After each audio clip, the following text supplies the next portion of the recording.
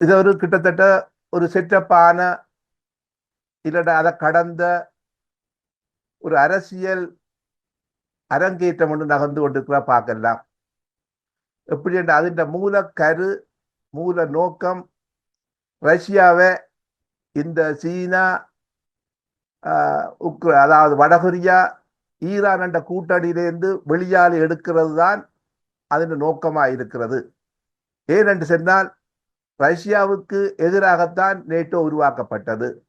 இன்றைக்கு நேட்டோவுக்குள்ளே ஒரு கேள்விக்குறியாகவும் அந்த நேட்டோ என்பது மறைந்து இன்னொரு புதிய ஒரு இராணுவ கூட்டமைப்பு வரக்கூடிய உலக ஒழுங்கு நிலையில தான் இருக்கிறது. ஏனென்றால் இன்றைக்கு இவ்வளவு காலமும் ரஷ்யாவை முன்னிலைப்படுத்தி உருவாக்கப்பட்ட நேட்டோ ரஷ்யாவை முன்னிலைப்படுத்தி உலக ஒழுங்குகள் அமைக்கப்பட்டது.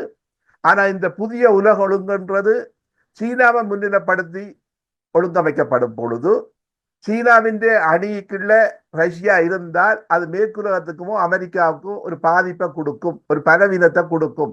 அதாவது ரஷ்யாவை வெளியால் எடுக்க வேண்டும் என்றதுக்காண்டி அமெரிக்கா அமெரிக்காவின் ஒரு எப்பவுமே செயல்பாடு அமெரிக்கா தன்னுடைய கௌரவத்தை முன்னிலைப்படுத்துறது இல்லை, தன்னுடைய நலனைத்தான் முன்னிலைப்படுத்துறது.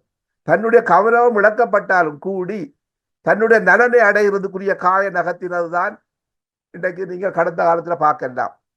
அப்ப இன்றைக்கு வெள்ளை மாளிகை நடந்தது அமெரிக்காவின் கௌரவத்துக்கும் இல்லைன்னா அமெரிக்க வரலாற்றில முதன்முறையாக ஒரு வெள்ளை மாளிகையில இருந்து எலன்சி அந்த அதாவது அமெரிக்க ஜனாதிபதி உப ஜனாதிபதி வெளிநாட்டு அமைச்சர்களுக்கு முன்னாலே நின்று காத்திரமான ஒரு சண்டையும் ஒரு கருத்தியலும் வைத்தது உலகத்தையே திரும்பி பார்க்க வைத்தது. ஆனால் நிச்சயமாக அது அமெரிக்காவின் கௌரவத்துக்கு ஒரு பாதிப்பு. ஆனால் கௌரவத்தின் பாதிப்பையும் கடந்து ஆனால் ரஷ்ய மக்கள்கிட்ட ஒரு செய்தி சொல்லப்பட்டு கிடக்கு. அமெரிக்கா இன்றைக்கு அதாவது உக்ரைனையும் விட்டுட்டு இல்ல நேட்டோ தன்னுடைய தேச அணிகளையும் விட்டுட்டு எங்களுக்காண்டி களத்தில் நிற்கிறது என்ற செய்தியை அங்குள்ள ரஷ்ய ஊடகவியலாளர் நேரடியாகவே அந்த ரஷ்ய மக்களுக்கு செய்தியை கொண்டு போயிருக்கிறார். என்னுடைய கருத்து எப்படி என்று சொன்னால் ரஷ்யாவை எப்படி எடுக்கணும் என்ற பார்வை நீண்ட காலமா ட்ரம்பின் பார்வையில இருக்குது. அந்த அதிகாரம் வந்த உடனடியே இந்த அதாவது எல்லாரும் சொல்லின கனிவ மலத்தை முன்னிலைப்படுத்தி தான் அமெரிக்கா நகருது. அது ஒரு மாய, அது வெளியாறு சொல்லப்படும். அதுல ஒரு 25% 30% உண்மையா இருந்தாலும் ரஷ்யாவை இதுல இருந்து கலட்டி எடுக்கிறது தான் அதுல முதன்மையா இருக்கிறது.